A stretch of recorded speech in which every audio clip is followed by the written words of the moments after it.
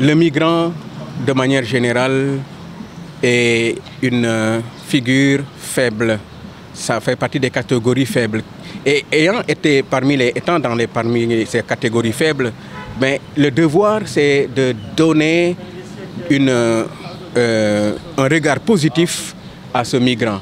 Accueillir, intégrer, aider, épauler, pour que celui qui est migrant puisse se sentir chez lui. Le monde nous appartient à nous tous. Et quelque part, nous sommes tous des migrants. Nous sommes tous des migrants. Le phénomène de la migration n'est pas né dans les dernières années. Depuis que la société des hommes a été une société organisée, des interactions humaines existent. Alors cette hospitalité est quelque chose vraiment qui tient à cœur à l'Église. Et c'est une interpellation lancée à tout le monde que le migrant soit intégré, accueilli et respecté. La question des migrants englobe plusieurs protagonistes.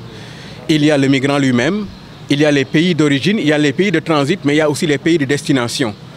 Quel que soit l'endroit où on se trouve, que ce soit le migrant lui-même, que ce soit le pays d'origine, que ce soit le pays de transit, que ce soit le pays de destination, à chaque étape, la dignité humaine doit être respectée dans la justice, dans la solidarité et dans la commune volonté de montrer cette appartenance à la société des hommes que nous formons. L'humanité est une humanité entière et nous sommes tous frères en l'humanité créée par Dieu. Ainsi donc, sans pour autant encourager ceux qui prennent cette route périlleuse, moi je pense que je lance cet appel que le pape aussi François a lancé aux pays d'accueil, de pouvoir s'ouvrir à cette hospitalité positive, à cet accueil qui permettrait aux migrants de se sentir aimés. De se sentir aimé, de se sentir considéré, de se sentir apprécié en tant qu'être humain dans sa dignité. Et ça, c'est important à mon avis, donner à l'être humain, à l'homme, sa dignité d'être créé et d'être une créature à l'image et à la ressemblance des autres est une importance pour nous, une importance capitale. Et je pense que les pays d'accueil devraient en tout cas s'ouvrir à cette volonté, non pas d'accueillir pour accueillir, mais au moins de donner à chaque être humain sa dignité. Il y a des pays qui ramènent, qui rapatrient, mais qu'avant de rapatrier, avant de ramener, ben, garder quand même cette bienveillance envers le migrant, car ben, nous sommes tous quelque part des migrants sur cette terre. Yo diría que la migración se presenta... La migration en Espagne à ce moment-là a un double visage. D'une part, la migration représente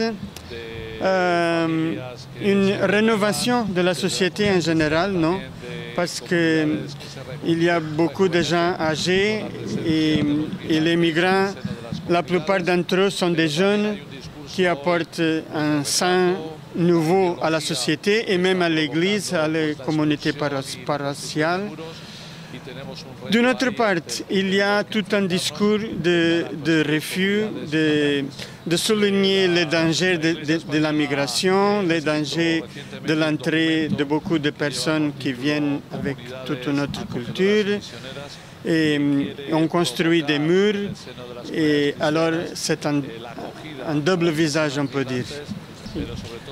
Très récemment, la conférence épiscopale a publié un document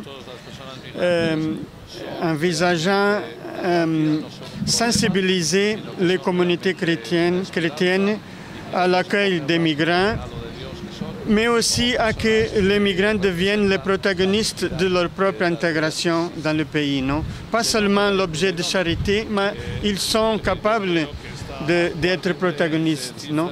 De mettre sur leurs propres mains un effort pour obtenir une place dans la société espagnole, non? Avec son travail, avec ses idées, avec ses projets.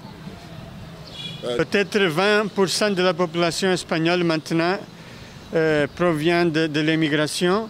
Et si on tient compte aussi de la seconde génération, peut-être 25% de la population est d'origine étrangère, non?